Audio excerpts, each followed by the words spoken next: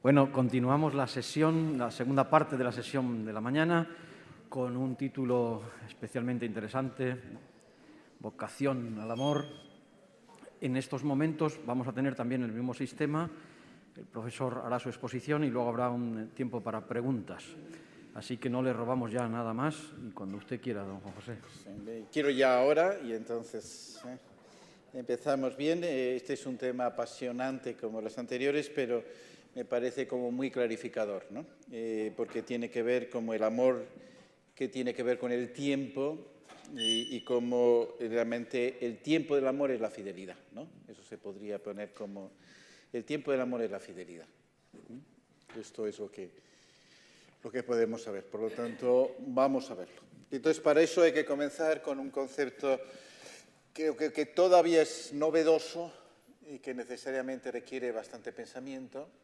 Ha salido un libro bastante interesante de Teresa Cid sobre el concepto de la vocación al amor en Juan Pablo II, pero creo que es todavía algo que tenemos que pensar. Eso de las novedades fuertes que, aunque sea ya casi más de 40 años de que se pronunció, todavía es algo que no tenemos asumido, ¿no? Que es un poco lo que pasan los profetas, ¿no? Dicen y luego ya lo dicen para un futuro, es el sentido del clásico, ¿no? O sea, los clásicos son los que nunca pasan de moda, ¿no?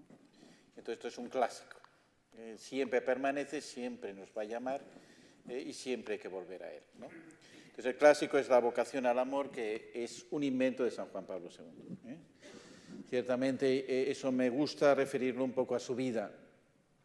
O sea, su vida es un poquito particular y entonces es de las personas en que la vida y el pensamiento están tan unidos, ¿no? O sea, que es aquel que su madre muere cuando él tiene 8 años, justamente antes de hacer la primera comunión. Por lo tanto, es costumbre en Polonia que los padres estuvieran detrás de sus hijos a recibir la comunión. Solo estuvo su padre, no estuvo su madre. En esto, su hermano cuando tenía 14 años, su padre cuando tiene 20. Por lo tanto, a los 20 años él no tiene familia y, por lo tanto, creo que eso le dio una sensibilidad a la familia tan particular. Y entender las relaciones como algo que permanece y que da sentido, ¿no? Dentro de un contexto que es el contexto del mal, algo que vamos a hablar también, o sea, de una experiencia de un mal radical que está unido a la ideología, y eso lo entiende bien. Hay determinados modos ideológicos que se transmiten de una manera muy fácil, que encuentran las personas como totalmente preparadas para ello, y queda eso. O sea, la experiencia primera está esa conversación que tiene con el cardenal Sapieha, en el que le pregunta el cardenal, dice, ¿sabe lo que más temen los nazis? Y entonces él dijo, que recemos. No dijo, no, que pensemos. Lo que más teme la ideología es el pensamiento libre, porque el pensamiento es un ejercicio enorme de libertad.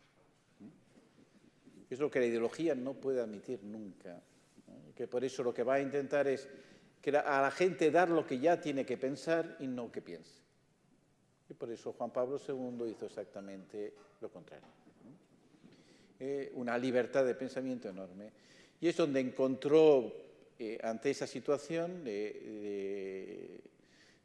vio que es lo primero que hicieron los nazis en Cracovia, pues llamar a todos los profesores de la universidad y enviarlos a un campo de concentración. Destruir el pensamiento.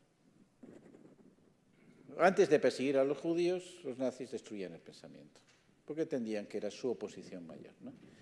¿Qué es lo que vio? Que la familia era el lugar de libertad. Por eso esa primera pastoral familiar que creó de un grupo de familias era lo que veía que era un principio antiideológico. La familia como principio antiideológico.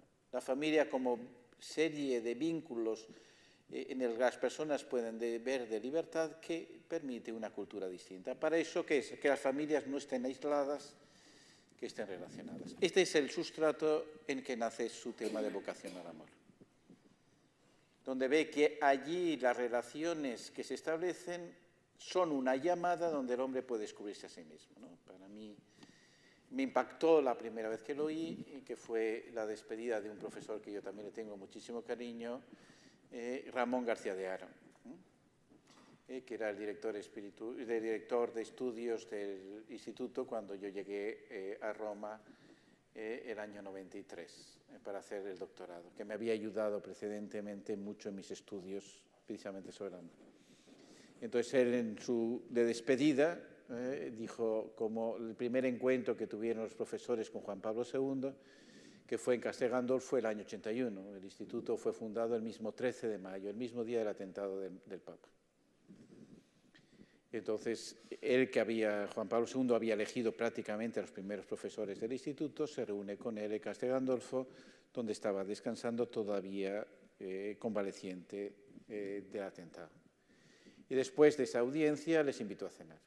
Entonces estuvieron cenando como 12 personas junto a él, y entonces en esa cena él estaba Ramón García estaba muy cansado, y en un murmullo, en un momento que se hizo un silencio, en un murmullo dice: lo que ocurre a las personas ahora es que no saben quién son. Ese es el problema, un problema de identidad. Tenemos que en un ambiente ideológico como el que está, lo importante es que las personas tengan un planteamiento igualitario, no identitario, porque son mucho más manipulables. Y esto es una presión social enorme, y eso tiene como primero la familia, porque ahí somos identitarios. Y por eso esto nos permite entender bastante el ambiente social, la importancia del pensamiento y del pensamiento universitario particular para poder dar identidad a las personas. Y esto es la vocación al amor. La identidad no nos es simplemente dada y no es es algo que tenemos que encontrar, es algo que encontramos de una manera dinámica dentro de la propia historia personal, dentro de la biografía personal. Esto es lo que podemos entender, esa afirmación que aparece en su primera encíclica y que es como una bomba enorme con una implicación inmensa. El hombre no puede vivir sin amor. Él permanece para sí mismo un ser incomprensible. Su vida está privada de sentido si no se le revela el amor, si no se encuentra con el amor, si no lo experimenta y lo hace propio, si no participa de él vivamente. Las frases redondas, ¿no? En que cada afirmación se basa en la otra para darle una fuerza muy particular. Es una novedad en la Iglesia. Ciertamente Santa Teresita había hablado de que su vocación era el amor, pero la suya. Esta vocación al amor es de todo hombre. Entonces, entender esa vocación, que es, primero, el amor es una respuesta, no la podemos decir nosotros mismos, ahí se entiende el fracaso del egoísmo. El egoísmo es la imposibilidad de responder a eso, y por eso destruye al hombre. El narcisismo que vimos la otra vez es como la coraza que va a impedir encontrar al hombre la vocación. En cambio, es lo que todo hombre puede entender. Es que el cristianismo, esa afirmación está dentro de la estructura de Redemptor Hominis cuando habla de la redención, misterio de la redención, vencimiento del mal, entre lo que pasa dimensión divina, dimensión humana, vocación. Es una afirmación entre la dimensión divina de la redención, la dimensión humana de la redención, está el momento de la vocación al amor, como centro de ello, ¿no?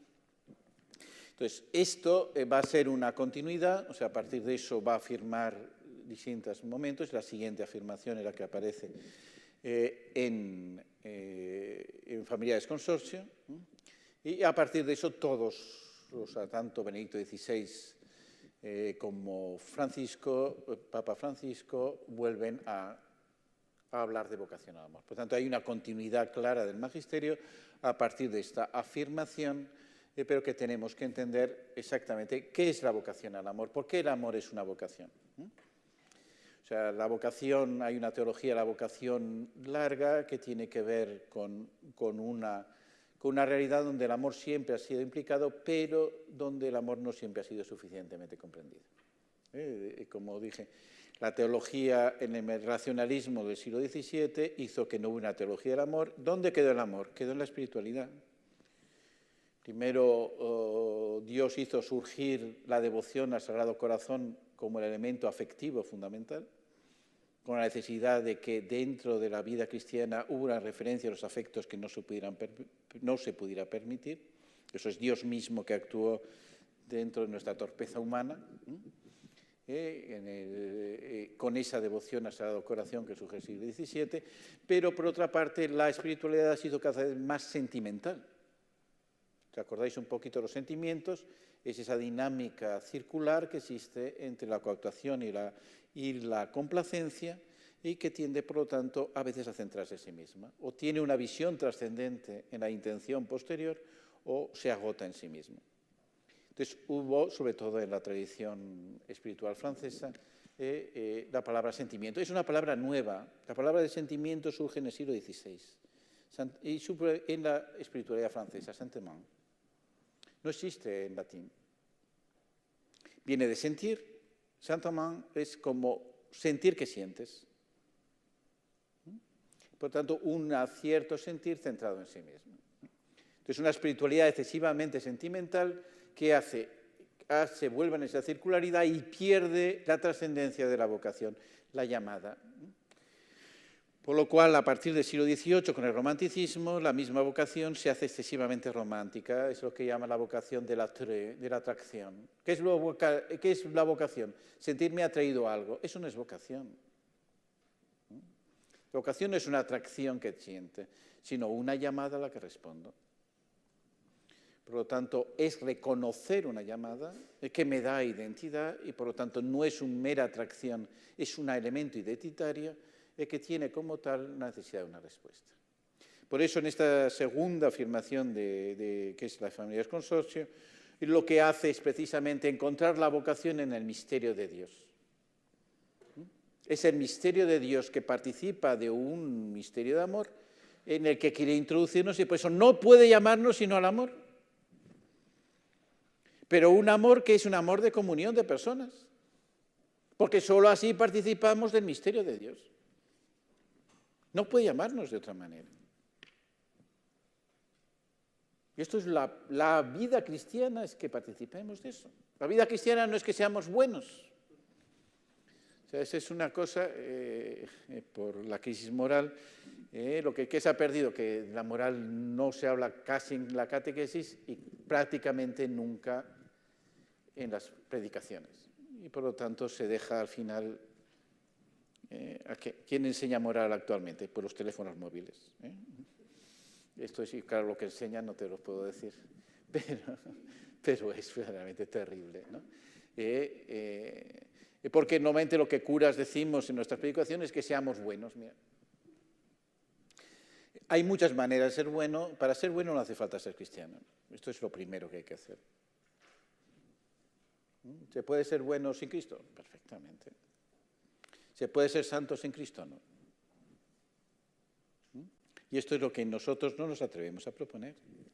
Entonces, yo voy a misa para ser bueno. Por favor, por favor, por favor. Es absurdo. ¿Qué tiene que ver con ser bueno con ir a misa? Pues una relación bastante indirecta, un poco complicada.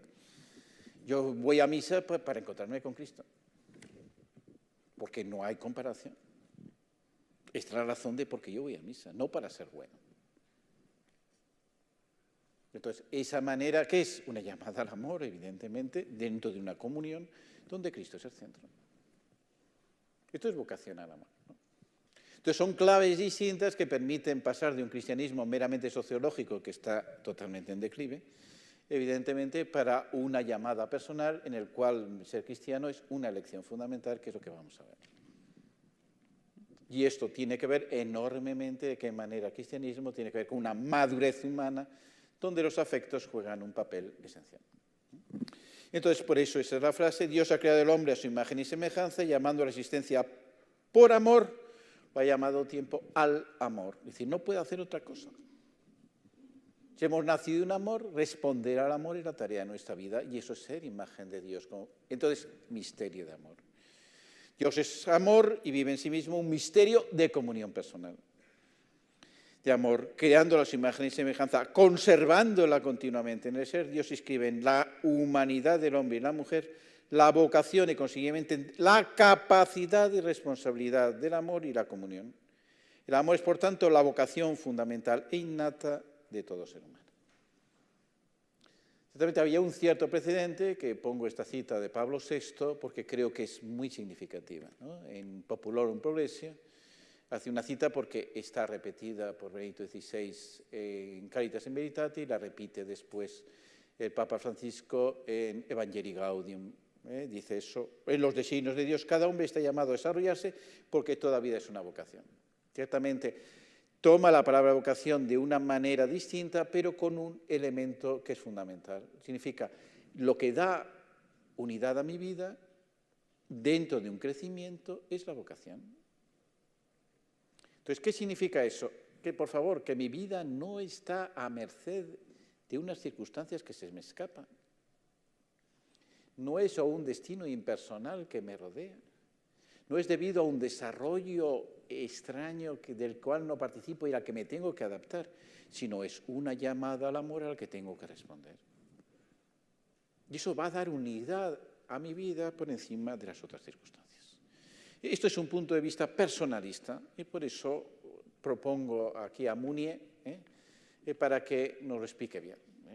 Yo tengo una cierta admiración por Mounier, porque me parece que realmente es una persona, está abierto a su proceso de beatificación, que no es porque era un católico verdaderamente inconcebible, que parece un católico de izquierdas, lo cual era un poquito complicado de entender, sobre todo después de la Segunda Guerra Mundial, ¿no? Pero, quiero decir, en el periodo entre guerras, entre la Primera Guerra Mundial, la Segunda Guerra Mundial, donde las ideologías tuvieron un impacto enorme, entendía que ya sea el planteamiento liberal, que era un liberalismo extremo, que por eso acabó con la crisis económica del 29, como el planteamiento ideológico, ya sea de derechas o izquierdas, de una subordinación del individuo a la sociedad, lo que hacía una despersonalización terrible. Y por eso que la sociedad que se presentaba como muy avanzada, lo que estaba haciendo es que las personas no encontraran su camino, que hubiera un fenómeno de alienación terrible y que una sociedad que no respondía a la verdad del hombre. Muy avanzada, pero muy peligrosa. Un avance técnico que no correspondía, por lo tanto, a una realidad de la verdad personal, que en cambio estaba no solo oculta, sino cada vez más difícil de comprender. Y por eso nace el personalismo. Que nace el personalismo, él con una visión social, en el cual el primer libro que él escribe sobre el personalismo es Manifiesto personalista. Evidentemente, el paralelo está claro, porque pone la palabra manifiesto, y que comienza diciendo defender a la persona. Este es nuestro ideal.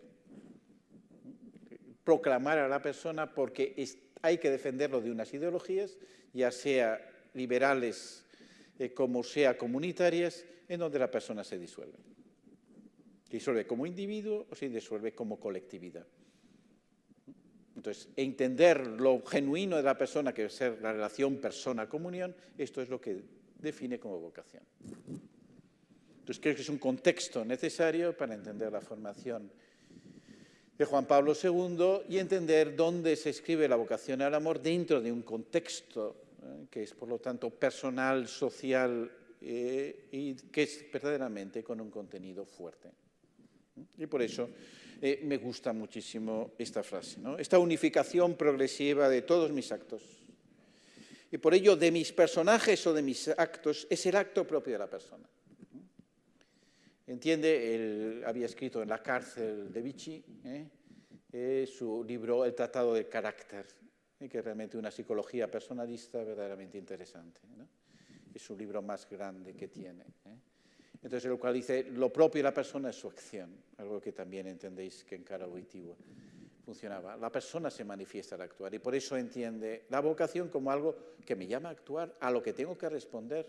No es algo que me tengo que dejar llevar, sino un ejercicio profundo de libertad personal.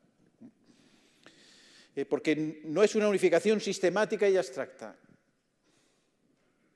Es el descubrimiento progresivo de un principio espiritual de vida que no reduce lo que integra, sino que lo salva. Lo cumple recreándolo desde el interior. Escribe estupendamente. Realmente Mounier escribe estupendamente.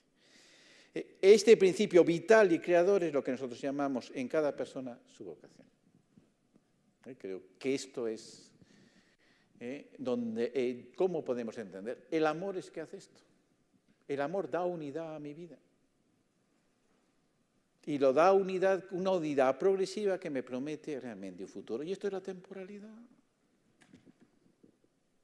Esto me da una idea distinta del tiempo. ¿Qué pasa? Que es el tiempo del amor. Antes, una de las preguntas, ¿cómo llego a mi casa? No tengo tiempo, no tengo nada. El tiempo no se tiene. El tiempo no se tiene como si fuera una cosa vacío y yo lo dispongo en una agenda. Un tiempo para cada cosa. No llega a la agenda. El tiempo es el amor que se despliega. Eso es el tiempo. Un tiempo para el amor significa el que llena mi tiempo es el amor. No es un tiempo vacío que yo lleno de cosas. Es un tiempo lleno que me manifiesta. Ese es el tiempo del amor. Por eso antes comentando en el bar, que siempre se comentan cosas estupendas, decía esto, es decir, que hay un libro precioso para el tiempo, que es el libro de José Granados, Teología del tiempo. Suena así una cosa terrible, pero es un libro precioso. Lo recomiendo a todos en Sígueme, verdaderamente porque es un tiempo muy fuerte. ¿Por qué es el tiempo del amor? Es decir, tenemos que entender una idea del tiempo como Dios. ¿Por qué la creación es de 7 días? Porque la creación marca el tiempo. Lo que hace es un sistema de tiempo, 7 días ciertamente lo que va a marcar la semana, como un cierto tiempo circular, donde realmente volver al principio es siempre trascenderse. Es un tiempo litúrgico. Pero un tiempo en el cual todos los momentos no son iguales. No es un tiempo lineal, vacío. Es un tiempo lleno que tengo que preparar los momentos oportunos donde se me llama a amar. Y solo así estoy respondiendo al tiempo en su verdad y es un tiempo de plenitud. Eso en griego está muy claro, no es el Cronos. ¿Cuál es el mito del Cronos? Que devora a sus hijos. Si vivimos un tiempo cronológico constantemente, el tiempo nos devora. No llegamos a las cosas, el tiempo se nos escapa, tempus fugit, ¿no? Se me escapa constantemente, lo quiero poseer y está fluyendo. Ese es el Cronos que nos devora. El tiempo como plenitud es el tiempo verdadero. Eso es el kairos. Es el tiempo oportuno en el que el momento le vamos a hacer. Entonces son experiencias de plenitud que me permiten unificar mi vida. Es un tiempo que no pasa, que permanece. Entender que el amor permanece es como llena el tiempo de sentido. Claro, esto la civilización actual lo ignora totalmente y vivimos una expresión temporal, exterior, que constantemente nos agobia como perfectamente crea una angustia. Una angustia de que se nos llama una cosa inmensa en una cosa cada vez más limitada a la que nunca llego. ¿Y qué más da? ¿Qué más da? ¿Que no llegas a esto? Pues claro que no, ¿comprendes? ¿Y qué me importa, no? ¿Qué me importa, no? Entonces, que viva en plenitud, eso es lo que realmente responde a la verdad de mi vida y que haya tiempos de plenitud. Es ese sentido precisamente litúrgico que indica por qué el domingo es especial. Porque indica que todo aquello que ha sido la semana alcanza una plenitud en un momento de culto y libertad.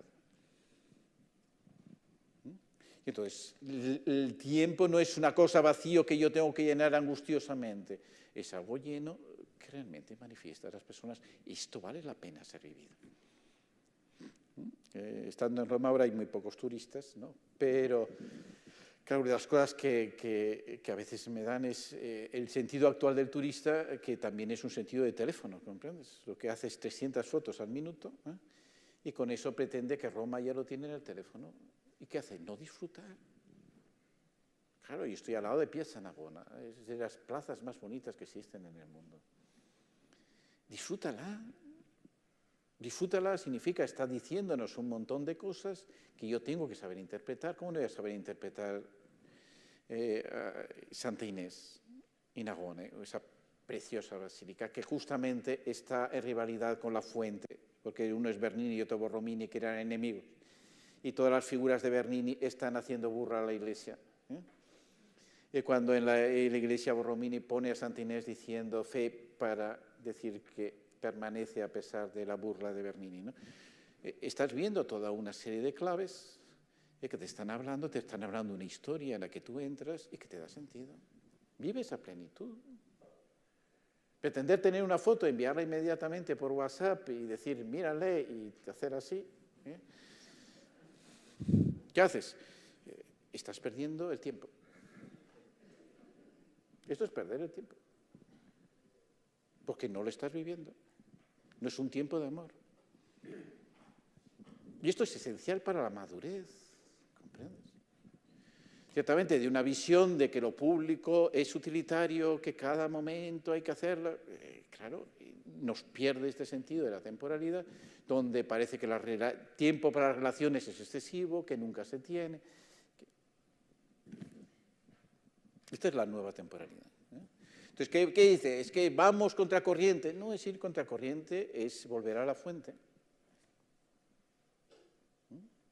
Por eso en ese libro, en el libro que dije antes de Joanna Goccia, que es la virtud de la castidad, la presenta como la virtud de la belleza, o sea, es una tesis realmente muy interesante. Mañana veremos un poco más la relación entre amor y virtud, pero la tesis es decir que mientras para Aristóteles la castidad es una virtud secundaria, porque lo que le interesa es, diciendo, el impulso sexual es muy fuerte, el hombre tiene que dominarlo, porque si no le puede destrozar, algo muy, muy lógico. Pero no es así en Santo Tomás. En Santo Tomás es ante todo la virtud de la belleza. Es decir, el amor es bello y solo desde ¿por qué? Porque tiene la bienaventuranza de los limpios de corazón. Es solo realmente si lo vives con sencillez y vives una belleza que te responde a ti mismo. Y claro, ¿cuál es la diferencia entre las dos visiones? Si Santo Tomás había aprendido la virtud de Aristóteles, ¿no? Precisamente el tema de la integridad del hombre, que es distinta. Es distinta. La idea de integridad que tiene Santo Tomás es una integridad trascendente en donde la unión con Dios es lo esencial. Eso no lo tiene Aristóteles en ningún momento. Por lo tanto, son visiones distintas. O sea, las cosas que más me fastidian es que hagan a Santo Tomás un aristotélico secundario. No, supera a Aristóteles totalmente. Claro que sabe aprender de un maestro, porque Aristóteles es un maestro. Pero sus afirmaciones no son solo aristotélicas, de ningún modo. Ahí la influencia de Dionisio y de la belleza en Dionisio es absolutamente esencial. Y entonces, esto es lo que permite. Entonces, ese libro está marcado por la temporalidad, y por eso lo saco aquí. Y dice, ¿qué es la fascinación del instante? La madurez en el tiempo, el amor es eterno. Esto es la vocación al amor. Son los tiempos del amor. En un instante puede cambiar mi vida, lo entiendo perfectamente, y por eso hay instantes que valen lo que es la vida entera. Me da una fascinación que me da un sentido, pero o se une a la maduración en el tiempo o se pierde. El instante tiene que unirse a una maduración. Fascinación del instante, maduración en el tiempo, el amor es eterno. Me abre una eternidad, que la eternidad no es la ausencia de tiempo, sino es la plenitud en la vida. Entonces, ¿cómo participamos nosotros de la eternidad? Con una vida en plenitud. Esta es la temporalidad interna. Y entonces, la unidad en el tiempo la da el amor, la da el amor. Por eso, ¿qué es la gran falsedad en esto? Empezar de cero. ¿Cómo es la mentira más grande que se está vendiendo? Ya he olvidado todo lo pasado, empiezo de cero. Ja. Ahora veremos lo que significa empezar y la dificultad que significa empezar y lo que exige empezar. La idea meramente cronológica quiere empezar de cero. ¿Qué hace? Ocultar enormes heridas que quedan y que se quedan sin curar. Que se quedan sin curar, que supuran por todas partes. Esto es esencial en nuestro mundo. ¿Por qué me decían antes ahora? ¿Por qué hay tanto miedo? Porque hay un montón de heridas. Los adolescentes ahora tienen heridas amorosas por todos sitios. Por todos sitios. Hay que curarlas. Con tiempo. Con la herida el tiempo aparece enormemente, porque no tenemos una varita mágica que ¡pam! Que las curas, no, requiere un tiempo.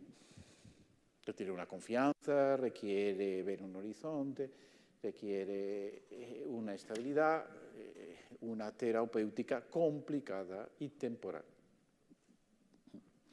Entonces esto es, y entonces, ¿qué es?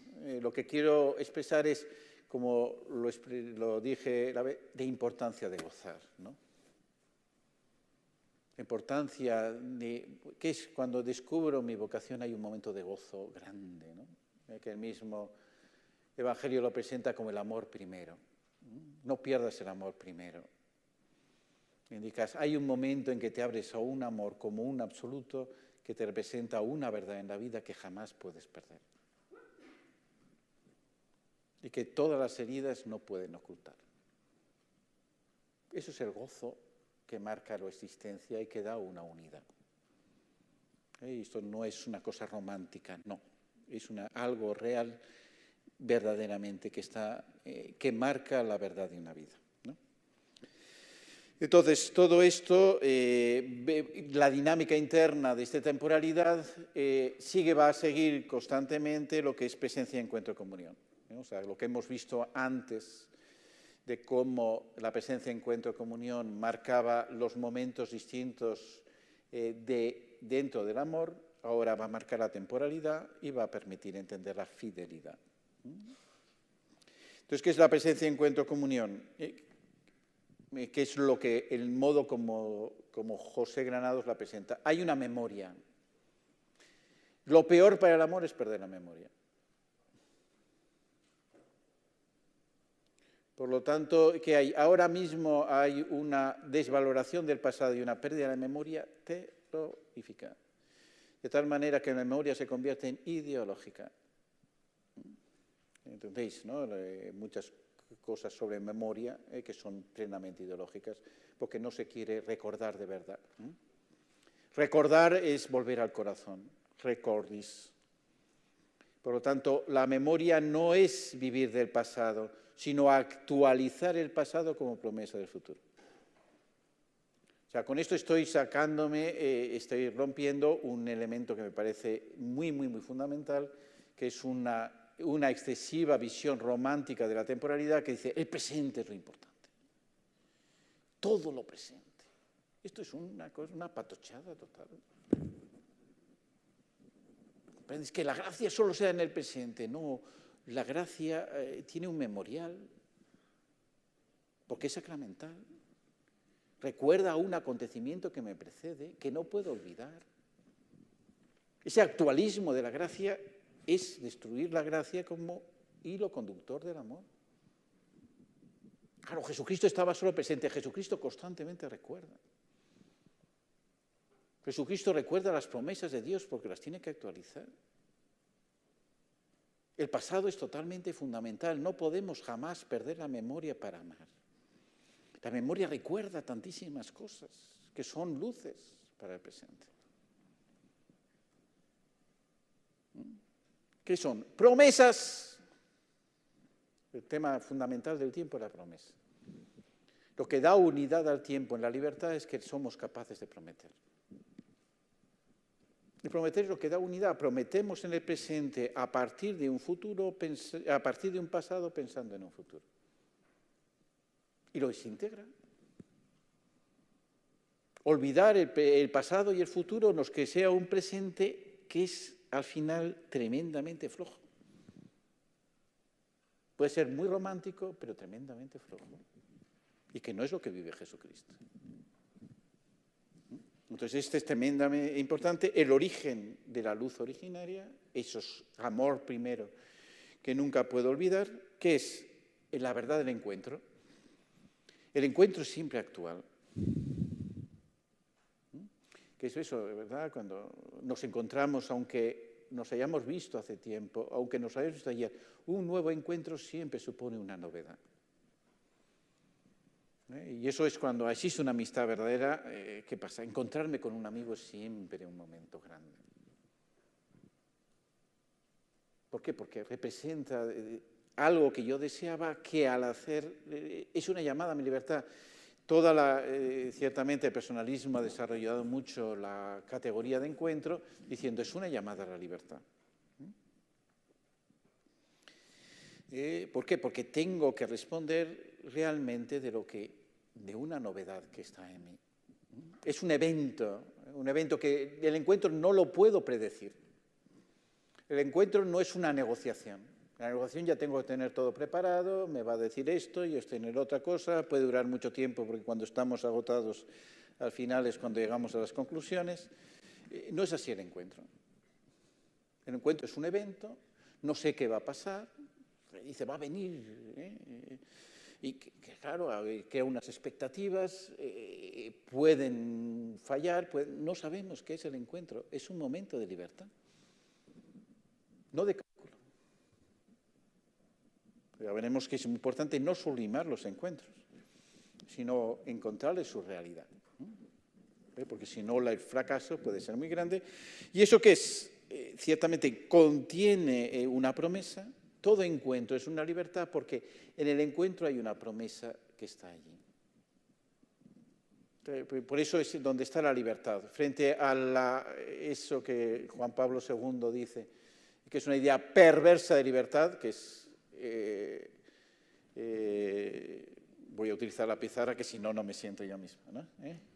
Decir, ¿qué es la libertad?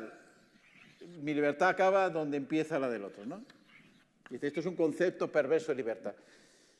¿Por qué? Porque entiende la libertad como un espacio vacío, no como un espacio lleno. Y el otro es un límite. Por lo tanto, siempre pongo el ejemplo. Si el otro es un límite en la libertad, no lo meto en la cama para nada. El matrimonio sería una cárcel terrible. Limitaría mi libertad enormemente. ¿Qué es? Por favor, el otro es un principio de libertad porque tengo que responderle, porque me encuentro con él. ¿Comprendéis? El otro es una visión autonomista. La autonomía es un espacio vacío que tengo que defender y por eso no responde a la libertad auténtica. La libertad nace con la responsabilidad ante el otro. Creo que Levinas lo ha permitido hacer de una manera clarísimamente antikantiana, de un modo muy bueno.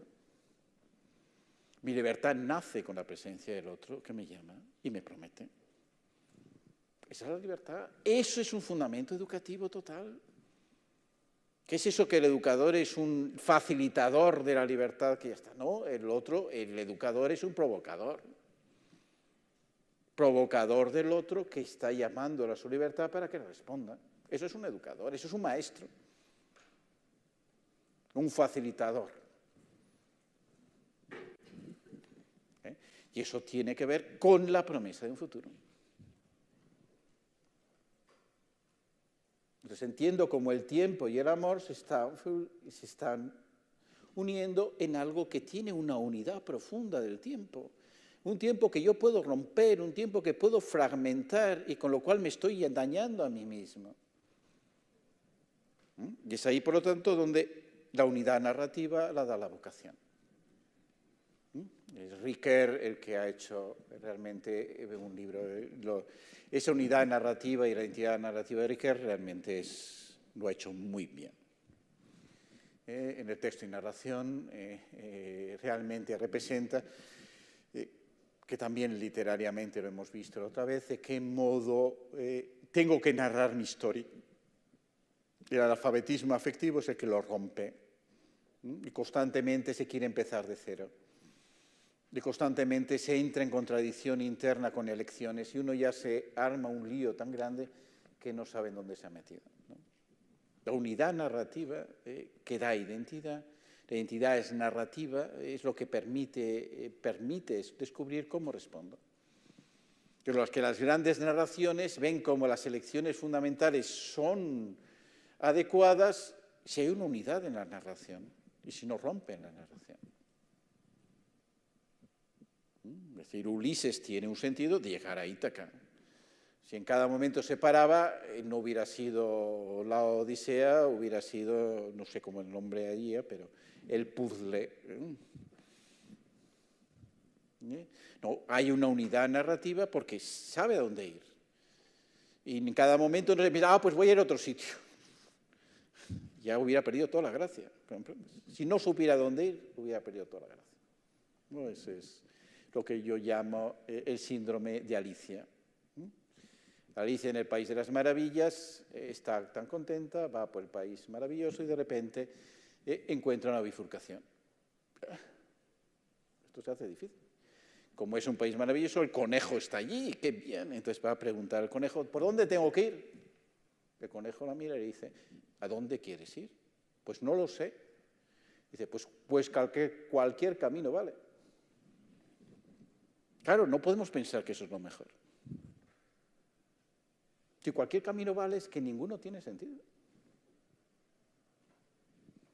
No hay unidad en la historia. Si no sé a dónde ir, nada tiene valor. Y esto es el modo como el tiempo, el amor da unidad al tiempo. Me dice a dónde ir.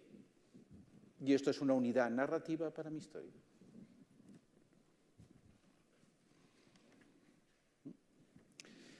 Por lo tanto, es la necesidad de unificar las relaciones. ¿Qué quiere? Las relaciones, los vínculos son los que permanecen como elementos que dan unidad.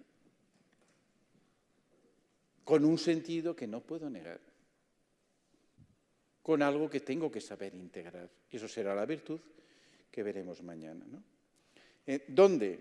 De nuevo los tres elementos. Una llamada que me precede, que da sentido, una respuesta que reconoce, el encuentro, un camino para una comunión.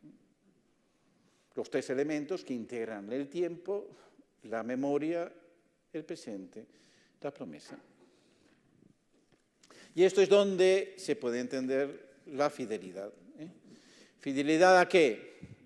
La narrativa cristiana tiene una fuerza enorme, a una alianza.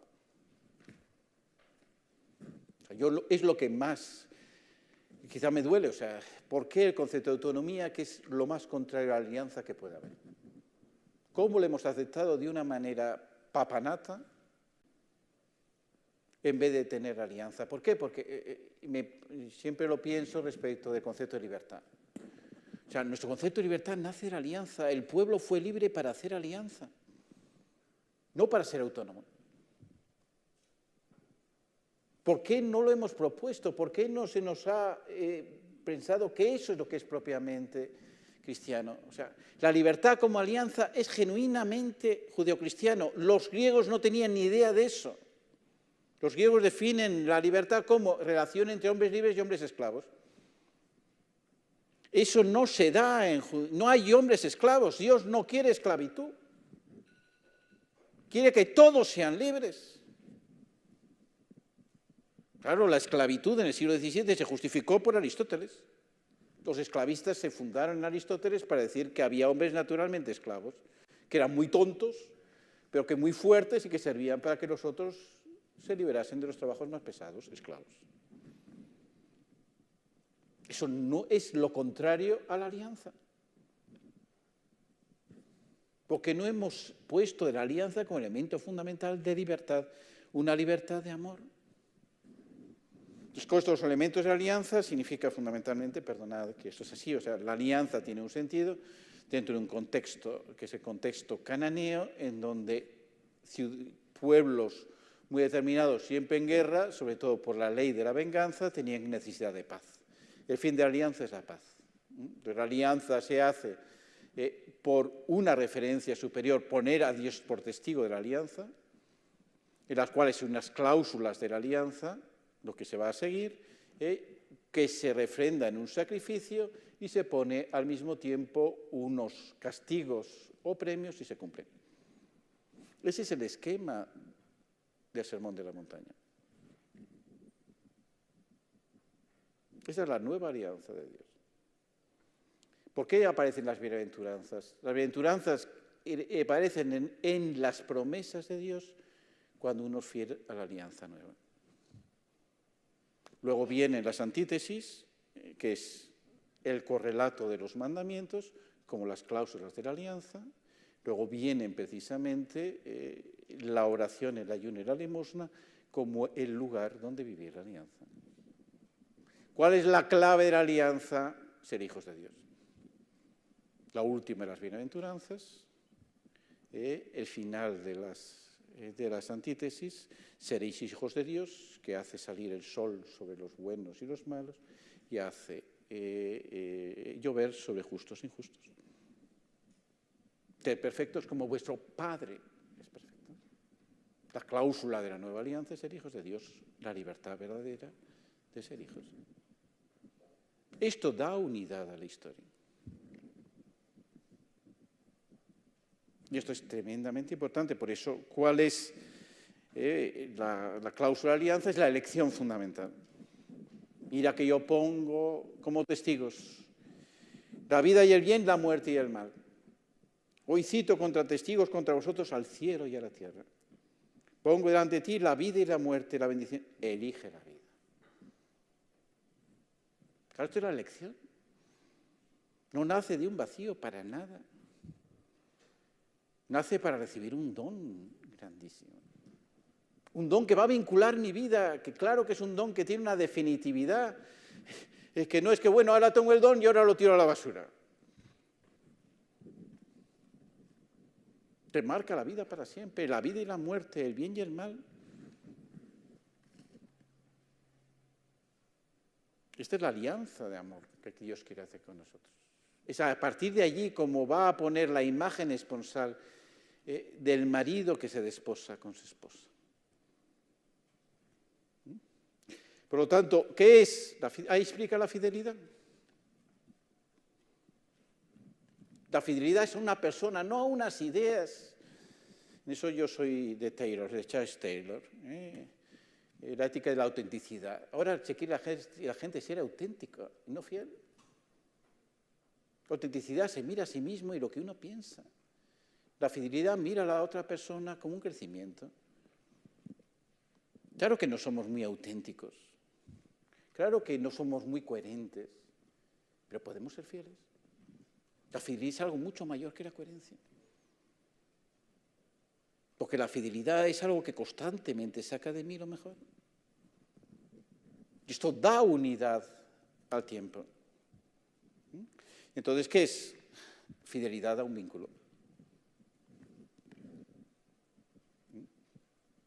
Entonces, la relación misma es la que posibilita mi vida. Las posibilidades no son posibilidades abstractas de cómo puedo hacer dentro de una ingeniería social. La posibilidad es que es posible una vida plena porque alguien me la promete. Y por lo tanto, dentro de una comunicación en el bien, que tiene un contenido que me hace crecer. Por lo tanto, el tiempo ahora es un tiempo precioso. Claro, no es el tiempo de si tengo tiempo, si no tengo tiempo. Esto es absurdo ahora, no es tener, es vivirlo. ¿Cómo vives tu tiempo? ¿Cómo respondes con tu tiempo a la llamada de Dios? Es un tiempo de amor. ¿Qué es la posibilidad de destruirlo? La debilidad. Claro que rompemos eso. Es algo precioso, pero está dentro de una amenaza, está dentro de mucha oscuridad. Claro que hay muchas cosas que narrativamente no han funcionado en mi vida, ¿no? Es decir, de las cosas que más me asustan, dice, yo no me tengo que arrepentir de nada, yo me arrepiento de muchísimas cosas. Es que pienso el ridículo que he hecho tantas veces. y he quedado fatal. Y eso, reírme un poco de mí mismo, viene bastante bien decir, qué mal lo hice en este momento.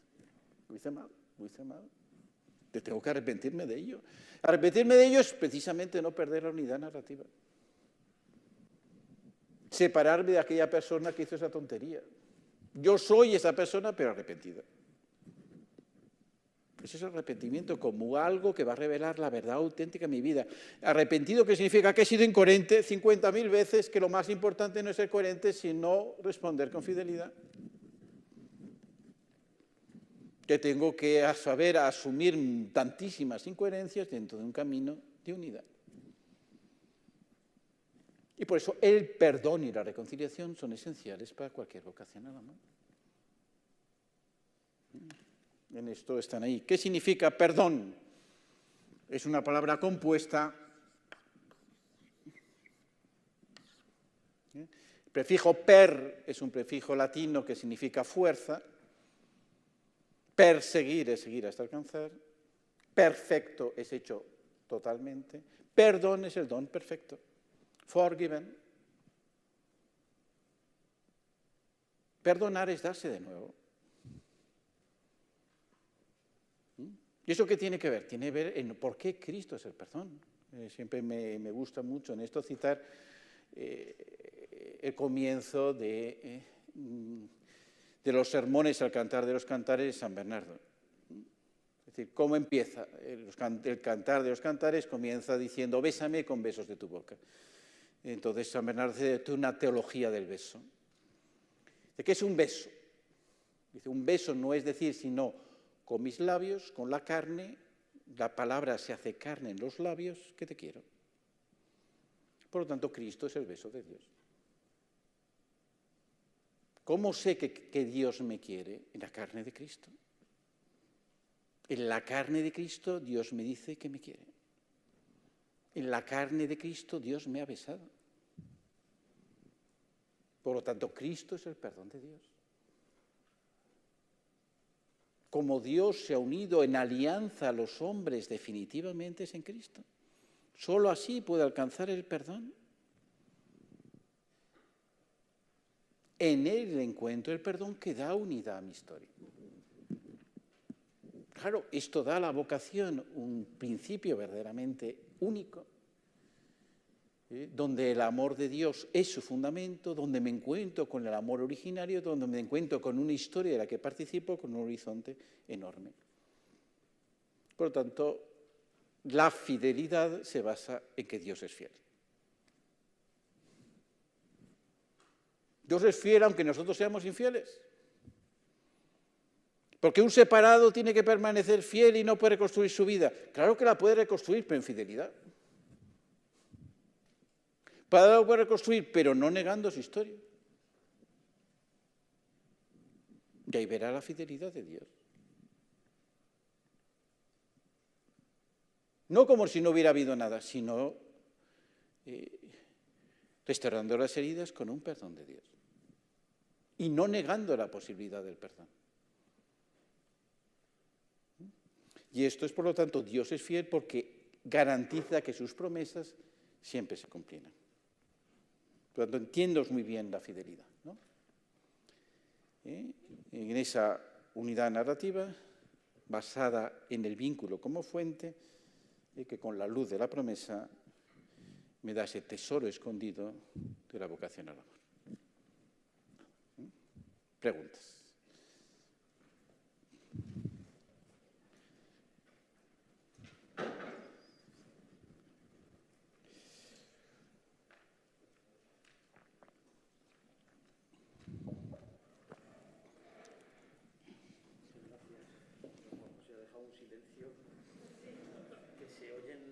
Vamos, los corazones, los latidos. ¿Alguien desea comenzar el turno de preguntas? Mira, ya aparece allí, mira, esto es... La profesora Cascales. Buenas, muchas gracias. Pues efectivamente, yo también me he quedado como en ese silencio y me ha recordado a una experiencia que a veces he tenido en clase, quizá hablando más de la felicidad, pero que tiene que ver también con todo lo que ha explicado, que es mostrar a veces a los alumnos cómo su concepto de felicidad está vacío. ¿No? Pues el placer, y les presentas un horizonte que es el amor. Pero como no tienen experiencia de eso, se quedan en el vacío. Muy bien. Y pienso que también tiene que ver un poco con esto, ¿no? Cuando también les muestras que la lógica de la autenticidad no sirve, como a veces no se tiene experiencia de otras cosas, se quedan en el vacío, ¿no? Cuando no tienen experiencia de Dios y, por tanto... Entonces, a veces mi sensación también es un poco que les estoy dejando en el vacío. Porque aunque les diga, bueno, pues ahí está Dios o hay otras... entonces, si hay algún paso intermedio que les pueda ayudar. Gracias. Muy bien, tenéis unas preguntas tan inteligentes que da gusto. ¿Tienes más allí? Yo creo que sacas de la chistera y preguntas. Gladys pregunta por qué en la sociedad actual se hace tan apremiante la formación en la afectividad. Pues me parece muy bien y simplemente anticipo algo que haré mañana. O sea, mañana es ver razón entre amor y virtud y eso responde mucho al tema de la felicidad, ¿no? Como yo celebraba muchas bodas, siempre les explicaba el ritual del matrimonio. Y entonces decir, yo a Deodato te quiero a ti, Menganita, y prometo serte fiel y estaba siempre en un momento felicidad en vez de fidelidad, ¿no? No, o sea que no, es decir, miren, ahora tú prometes fidelidad, luego vendrá la felicidad. No prometes felicidad, prometes fidelidad, ¿eh? Hay una novela de Graham Greene que precisamente muestra, que decir, no puedes prometer la felicidad del otro porque no la tienes en tu mano. Lo que prometes es tu fidelidad, de la cual surgirá la felicidad, ¿no? Y entonces, si quieres simplemente hacer tu vida, que el otro sea feliz, puedes destruir tu vida propiamente y la del otro también, precisamente por no ser fiel. Entonces, ¿qué significa? Ciertamente creo que la felicidad es el problema fundamental, es que toda la modernidad que nace de una antropología profundamente negativa considera la felicidad una cosa excesiva. Y entonces, en vez de una sociedad que se plantea que la gente sea feliz, plantea una sociedad que defiende los derechos, un Estado de Derecho.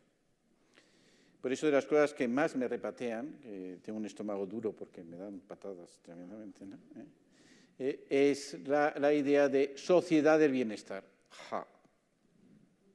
Como Taylor ha dicho muy bien, los malestares de nuestra sociedad. O sea, la gente vive tremendamente incómoda en nuestra sociedad. Tiene muchos bienestares, pero lo está pasando canutas. Y dentro de pasar canutas, pues por lo tanto, la cantidad de presiones y de muestras de angustia son inmensas. Es una sociedad que produce angustia. Es una sociedad que produce unas urgencias, es una sociedad realmente que de bienestar, nada. Bienestares efímeros que se escapan de las manos dentro de unos miedos tremendos que impiden construir una vida. ¿Qué es? Porque la felicidad se ha pensado como una cosa meramente sentimental y privada. Entonces, ¿qué hay que romper? Ciertamente mañana hablaré de las bienaventuranzas como camino de felicidad.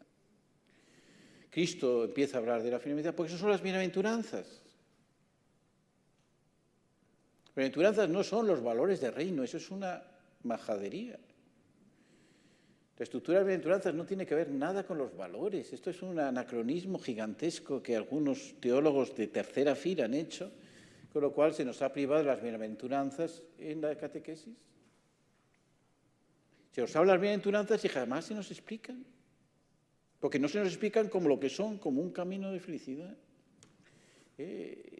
Como ayer ya lo dije, las 5 primeras cuestiones de la Summa Theologiae que tratan sobre la bienaventuranza están calcadas de las bienaventuranzas. Y por eso el paralelo es el comentario de Santo Tomás al Evangelio de San Mateo.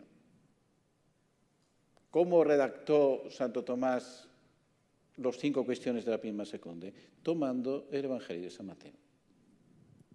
Es algo que Ramírez no se dio cuenta en sus 5 volúmenes sobre la beatitud. El pobre no se dio cuenta de las raíces evangélicas de la somatología. Entonces, precisamente, ¿qué es lo que muestra? Las bienaventuranzas son tremendamente atractivas. No hay una persona que no las escuche y se sienta conmovida. Pero si las presentamos como un ideal inalcanzable, no me mueven para nada. Por lo tanto, hemos privado de la vida cristiana las bienaventuranzas porque no las enseñamos a vivir. Las presentamos como un ideal, valores inalcanzables que no tienen que ver nada con mi vida.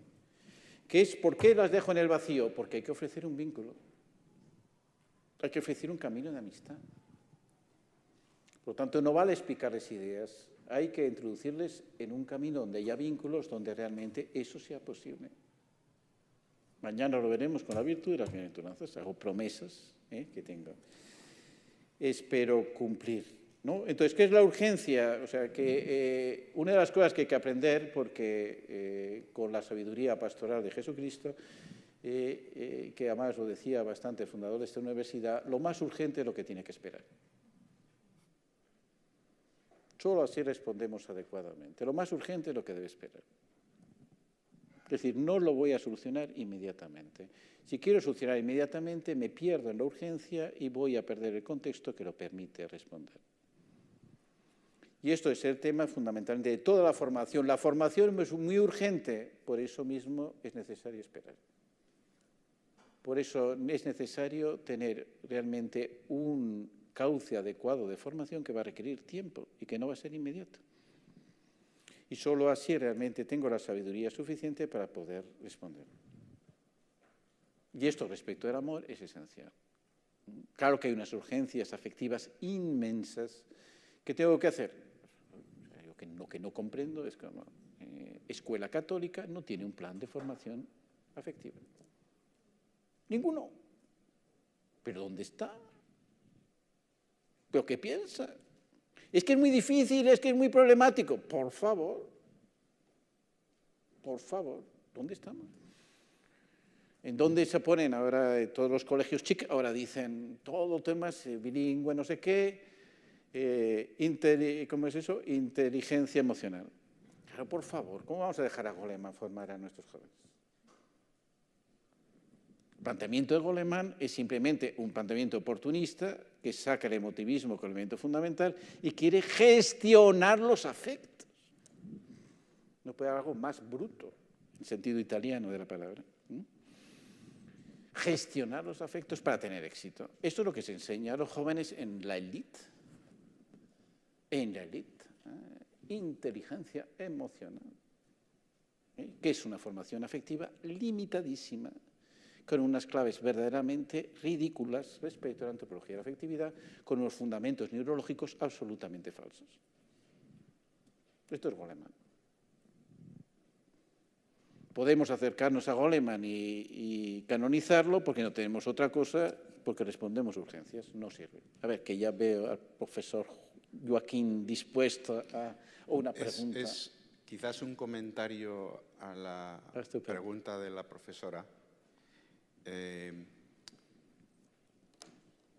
Este asunto de los alumnos que no han experimentado el amor y que por lo tanto luego la conexión entre amor y felicidad no la captan, que es realmente es una realidad que se ve en las aulas, y don Juan José ha dicho que hay que llevarles hacia situaciones donde puedan conocer el amor condicional. Mi comentario pregunta es que en la universidad muchas veces a los profesores nos han dicho que tenemos que querer a nuestros alumnos, muchas veces.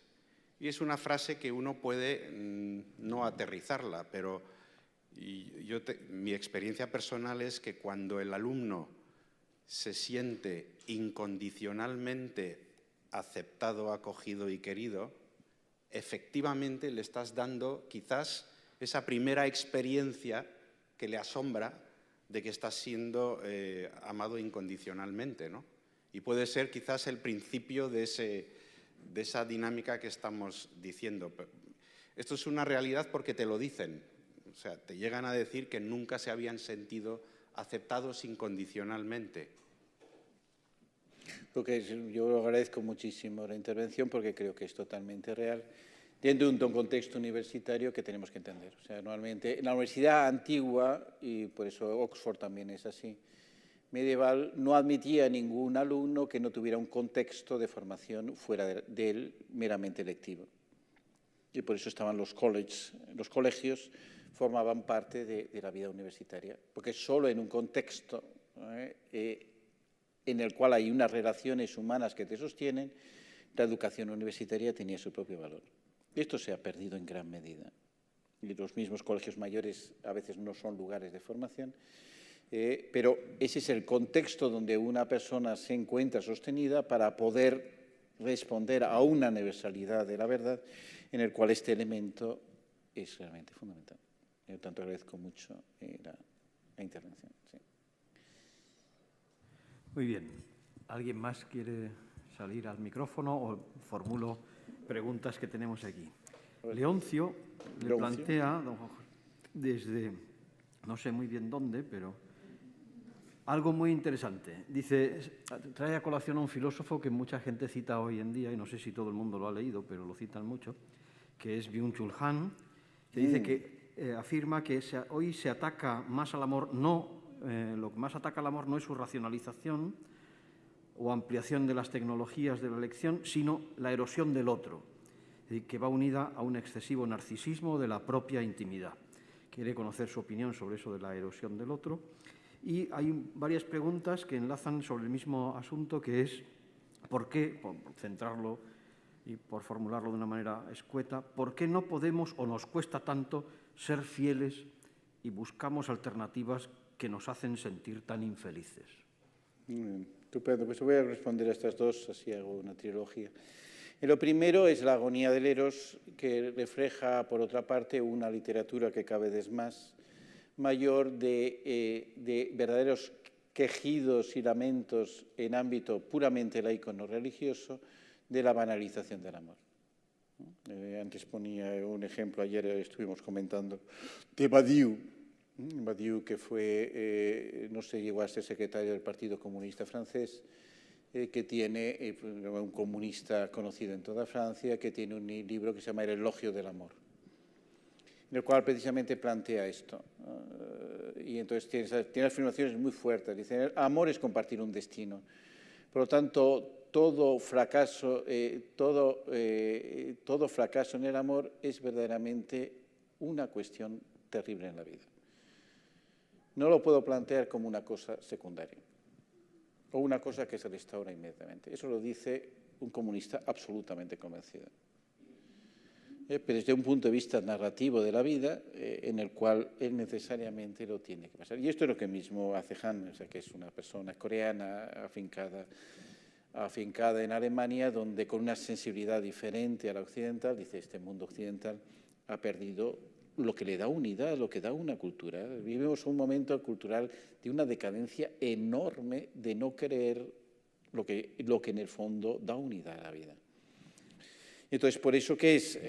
Lo hace la erosión del otro, está hablando, significa la necesidad de una relación fuerte.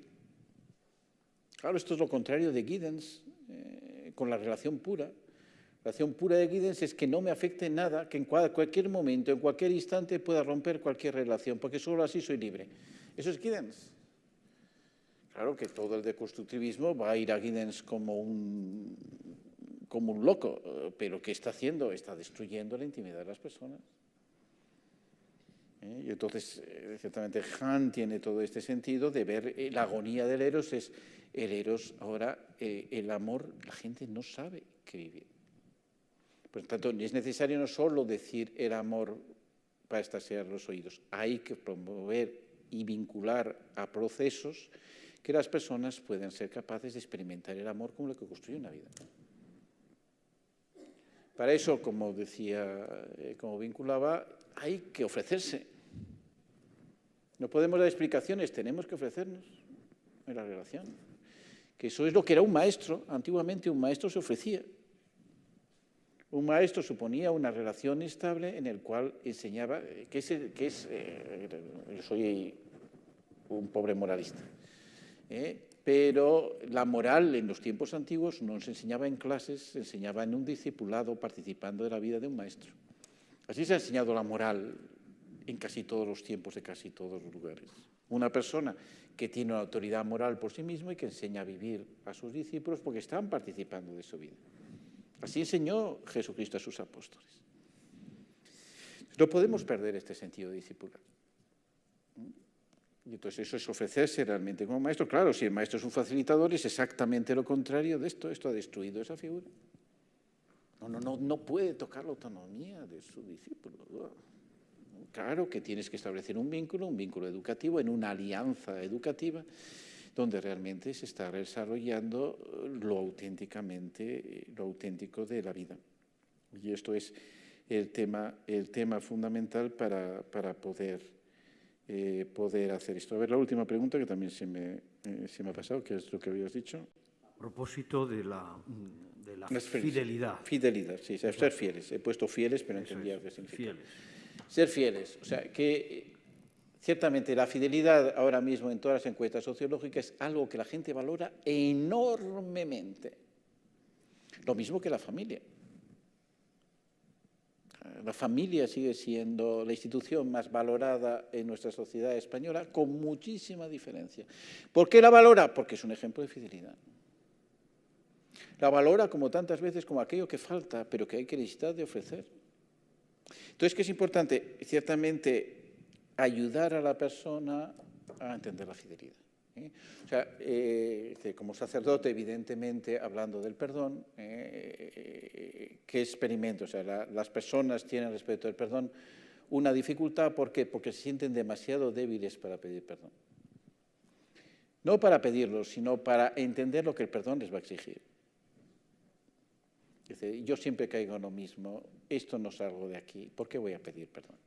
Esto es lo que ahora dificulta a las personas en el sacramento de la penitencia. Cuando realmente la experiencia es lo contrario. Es decir, mira, qué bien que pides perdón, porque es así como realmente tienes esperanza de una manera diferente. O sea, las personas, ¿por qué hacen cosas malas? Generalmente porque están muy tristes. La tristeza generalmente nos abandona a lo peor de nosotros mismos. Cuando una persona está auténticamente feliz, realiza cosas que son grandes en su vida. La tristeza, de qué manera se impone todas las cosas y parece que se presenta la tristeza como casi un modelo social, ¿no? La tristeza está muy unida a un ocio desenfrenado, como lo habíamos visto con la cedía la vez pasada. La cedía y la tristeza están relacionadas de una manera tremenda, ¿no? Entonces, precisamente es eso, descubrir, eso es muy fácil en la confesión, dice, ¿por qué estás tan triste? ¿Qué es lo que te da alegría cada día? Tienes que saber guardar las alegrías como algo que te promete algo y ver quién te las da. Y esto ayuda enormemente. Esa es la manera de ayudar a ser fieles. O sea, no puedo presentar la fidelidad como una coherencia, porque voy a hundir a la persona. No se va a sentir capaz. Entonces, el argumento de la coherencia, el argumento de la autenticidad, que es como aquello que surge de la autonomía como una realidad actual, creo que es peligroso. Porque desanima a la persona, esto no es para mí, yo no puedo esto. Mientras la otra realidad es el don que se ofrece, que tú puedes recibir y te promete algo que en un tiempo vas a alcanzar. Esa es la fidelidad. A ver, que José María va a preguntar. Ahora hay que... Bien, muchas gracias. De la sesión que hemos tenido ahora, aunque en realidad de todo lo que llevamos hablado estos 2 días, me ha llamado la atención lo siguiente. Cuando ha dicho que para ser bueno, pues no hace falta ser cristiano, o que ir a misa no es un modo de ser bueno, ¿no? Sino que es un modo de encontrarse con Cristo. Entonces, eso, en un contexto religioso se entiende bien, pero lo que quería preguntar son 2 cuestiones. Por un lado, en un contexto religioso, a veces también puede haber el riesgo de presentar la moral como una cuestión de hacerse bueno, ¿no? Donde ir a misa sería un modo de ser bueno, en vez de verlo en términos de relaciones personales, ¿no? En términos de de amor, que es como usted lo ha planteado, o en términos personalistas, por decirlo así. Pero también, y esta es la segunda parte, uno puede decir, bueno, esto sería una tarea, digamos, para contexto religioso o para instituciones religiosas, donde no habría que reducir la religión a moral. Pero ¿qué pasa con las personas que no tienen fe, como en el caso de una universidad, y que vienen aquí a estudiar? Entonces, todo eso es irrelevante para ellas, o sea, ese discurso de que la moral es un camino de encuentro con una persona o de amor, o también para ellas esa lógica les debería iluminar, ¿no? y ayudar. Muy bien, ¿no? Muy bien. A ver, más preguntas. ¿Quiere que le haga? Sí, pregunta. Hay una pregunta de Ana que dice: nos encanta escuchar en la celebración del matrimonio el himno de la caridad de San Pablo y creemos incluso ingenuamente poder vivirlo, como si esa buena intención por sí misma nos capacitase, pero constatamos en el día a día que eso no surge espontáneamente. ¿Qué nos puede decir a este deseo de un amor mejor, más elevado, más parecido al amor de Dios? Muy bien. Otra pregunta, y con esta Acabamos. Sí. habla de fidelidad creadora en el contexto de esa identidad narrativa. ¿Cómo podría profundizar? Perfecto. Muy bien. Entonces, respecto a lo que decía José María, es el tema de por qué cuando presenté el amor, presenté el bien y presenté relación con el amado. Y como ambas cosas están intrínsecamente puestas. Y creo que ayer no pude explicar la samaritana, pero creo que es el ejemplo claro. La samaritana es una persona no religiosa, que se encuentra, por lo tanto, dentro de un cierto rechazo con la misma persona que le está vinculando. Que les une el deseo. Hay que saber hablar de los deseos, porque los deseos son comunicativos. O sea, lo que quiero decir es que los afectos, hemos perdido hablar de los afectos porque hemos convertido en una cosa privada de la cual no se puede hablar. Y cuando los afectos son lo más comunicativo que puede haber. Y los deseos son muy comunicativos. Entonces, establecer un diálogo sobre los deseos verdaderos que tiene la persona, nos permiten ver a partir de ellos cómo los vivimos. Y entonces ahí la samaritana lo pone, pues, lo puedes vivir como un pozo, lo puedes vivir como una fuente. Que es donde cambia radicalmente la visión entre la samaritana y Cristo. Claro que deseaba una fuente, pero solo tenía experiencia de un pozo. Deseaba la fuente totalmente, necesitaba experimentar que alguien le ofreciera la fuente como una posibilidad. ¿Qué es la posibilidad de la fuente? La posibilidad de un encuentro. El deseo, lo más grande del deseo, no nos lo vamos a dar nosotros mismos. Se rompe el individualismo radical de quererme encerrar en un mundo que quiero controlar y que nadie me afecte porque es peligroso. O sea, creo que el ateísmo contemporáneo es un ateísmo práctico, que Dios no entre en mi vida porque me la va a complicar. Yo estoy totalmente de acuerdo. Dios me ha complicado la vida enormemente. Eso, San Agustín tenía una experiencia muy clara y dice, cuando alguien sea cristiano, no le diga que lo va a pasar bien porque lo va a pasar mal. Dios nos va a complicar la vida. Y dice, ¿por qué me he metido en esto? Solo vamos a preguntárnoslo 5 o 6 veces. Muchas veces me has metido donde no he querido. Se lo dice a San Pedro, otro te llevará donde no quieras. Está muy claro. Entonces, claro que me complica la vida, pero no puedo dejar de complicarme. Tengo que responder, es la fidelidad a un amor lo que lo explica, ¿no? Entonces, ciertamente es muy importante, creo que la categoría del bien es la que tenemos que ver y cuáles son los bienes que afectan su vida y cómo ese bien interior lo puede poner. Lo veremos mañana mejor en la virtud, pero a mí me llamó mucho la atención en una frase de Chesterton que decía, no hablemos de bien, sino hablemos de educación. No hablemos de bien, sino hablemos de libertad. No hablemos de bien, sino hablemos de solidaridad. No hablemos de bien, pero no dejemos de considerar bueno el hecho de hacerlo. Significa, hay toda la ética del siglo XX ha sido un intento de hacer una ética sin bien. Sin el término bien. Sustituirlo con otros términos. Valores, solidaridad, coherencia, no hablar de bien. ¿Por qué? Porque el bien tiene un fundamento metafísico enorme que te remite a la creación necesariamente. No puedes hablar de bien sin preguntarte por la creación. Y esto es una cosa demasiado comprometida. Entonces creo que hay que hablar del bien.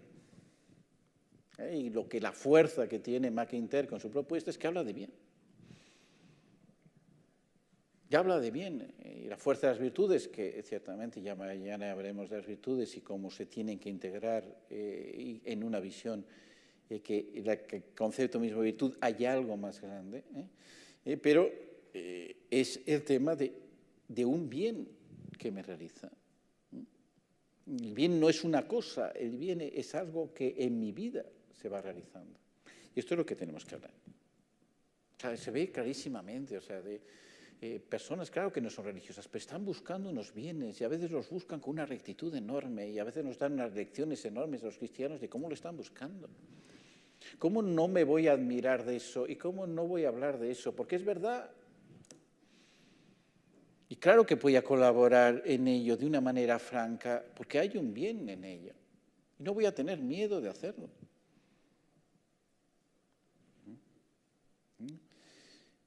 Entonces, ¿qué pasa con 1 Corintios 13? Que ciertamente es el high parade de las bodas, que indica fundamentalmente lo que hemos visto ayer del amor cortés. Lo presento como un ideal que es inalcanzable. Y por tanto, como es inalcanzable, me importa poco. Lo mantengo como un ideal, qué cosa tan bonita, lo mantengo con una música de fondo que pongo de vez en cuando y me consuela, cuando realmente en mi vida no lo sé vivir.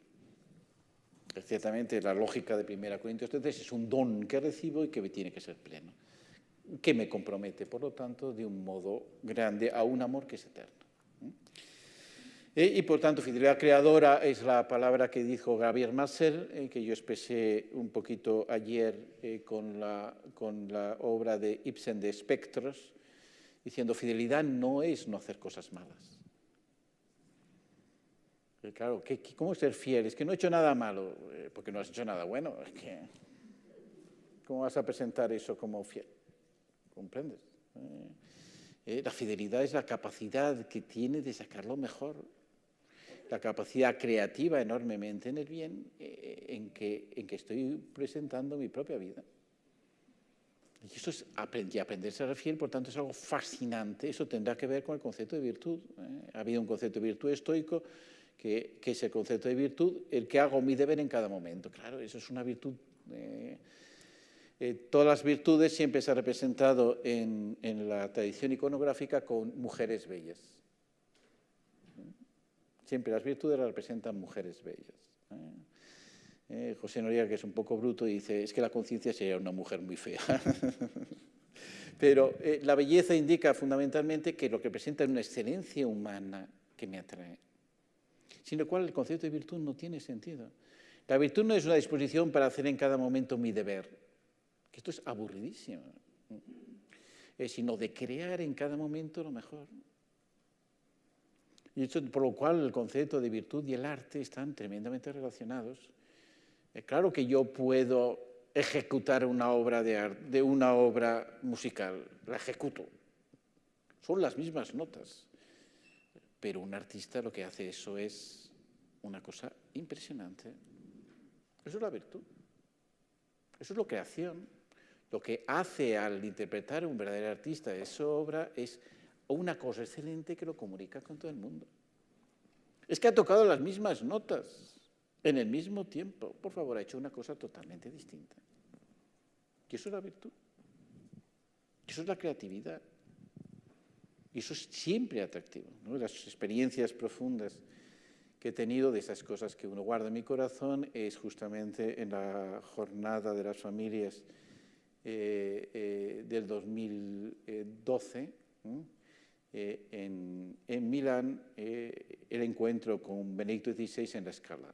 Fue verdaderamente una cosa impresionante donde interpretaron la novena de Beethoven.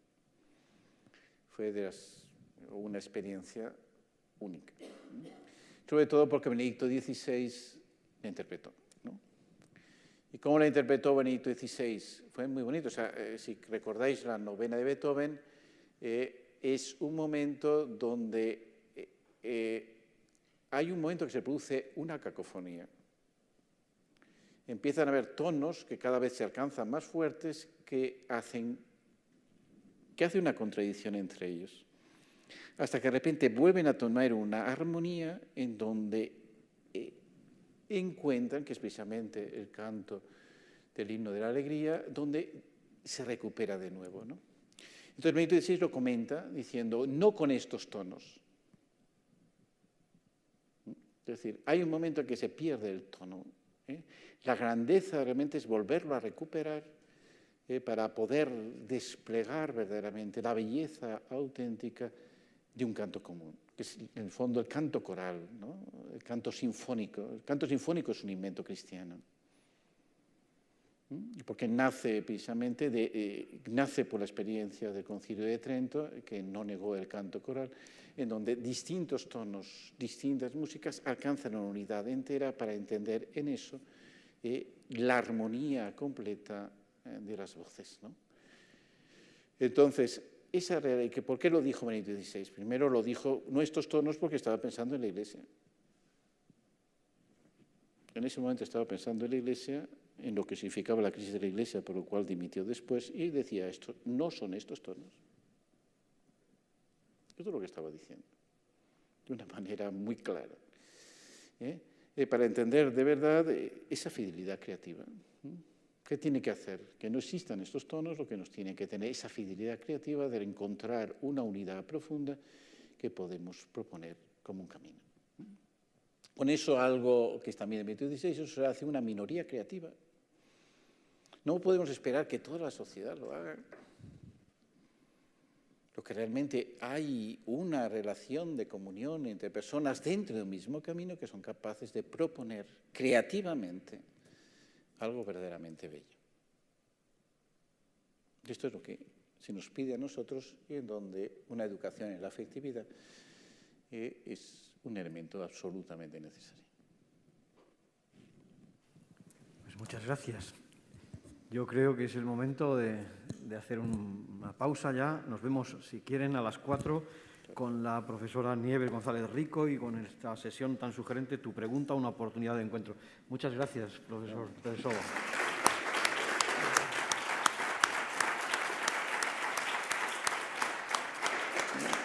Que la culinaria también es un arte, y creo que nos espera.